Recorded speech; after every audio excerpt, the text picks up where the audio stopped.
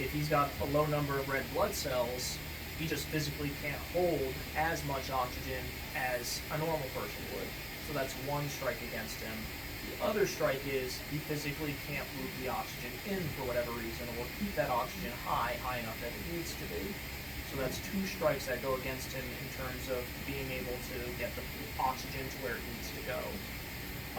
His hemoglobin went up a little bit after the transfusions, but it also doesn't seem like it made a huge difference in how well he's thinking or how well the oxygen's getting around or the oxygen levels in general. It's just been in the last day or two that the confusion has been going on.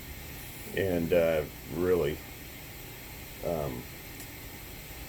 thinking he's doing other things. He thought he was walking yesterday, and yeah, he was telling us when we got here today that he was walking last night.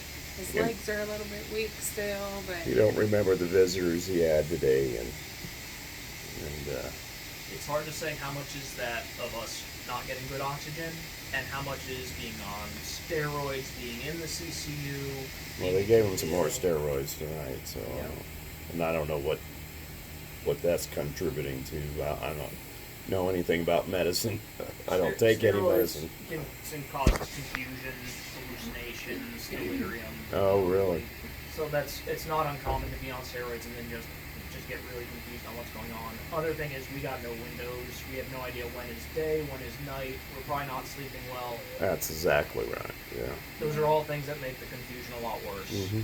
So it's hard to say how much is oxygen and how much is not. I think it's more being in this state, being in the CCU, being away from normal triggers, being woken up and not being able to sleep comfortably. I think that's more of the confusion.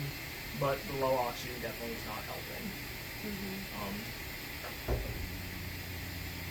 But at least as far as the labs are concerned, it doesn't seem like things, blood work wise, are worsening. It seems more like we're stable at bad, you know?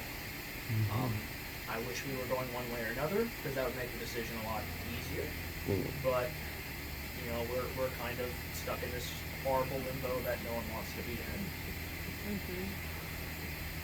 So you're get family in here I would get as soon as possible. as soon as possible, because you also don't know. He's in a very precarious situation.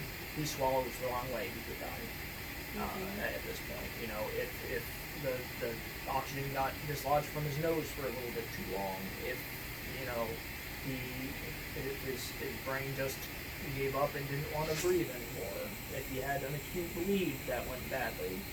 I would say we're not in a very safe position where, you know, time is not necessarily on our side, but, you know, these things are very unpredictable. It could be that we could be at this for weeks, months, but it could also be that tonight we could pass. Very hard to say. It's kind of, when is the next insult going to happen, especially since we don't know what the initial insult was. You know, was it just that we went into an arrhythmia, got flash heart failure into our lungs, got fluid in our lungs, and now it's going to be really hard to get that fluid out because we don't have a strong heart to begin with? Could that happen again? And then you got no option because if the lungs get even worse, they're not going to get better. So it's really hard to say how much time you could have if you do everything. But I would get everyone in sooner rather than later. Best case scenario, you had a false alarm and everybody came to talk about nothing, but I would think right now it's better, much better to be safe than sorry. Yeah, I mean, I think they would so much rather see him like this, and where he's still kind of with it. I mean, not today anyways, not today at all, but Confused is better than intubated. right. And if they couldn't make it out for a funeral, at least they've seen him. I think they would rather see him alive. Is he on day night or day night precautions, or precautions to stop him from getting confused from not knowing when it's day or when it's night? Okay. because Don't know. that might be a good thing to help with some confusion. Usually what they do is at a certain time, they turn off the lights, turn off the TV, and then make it clearly more nighttime. Sometimes it can help with confusion. Sometimes short term you get a little worse because now you think you're supposed to be awake, but it's dark. And then what they'll do is during the day, they will always make sure lights stay on, TV stays on, and there's stimuli. So that way it's more clear when you're supposed to be asleep, when you're supposed to be awake. All the lights were on when I came here today, so maybe, I don't know if they're doing it and I just haven't been aware of what they were doing.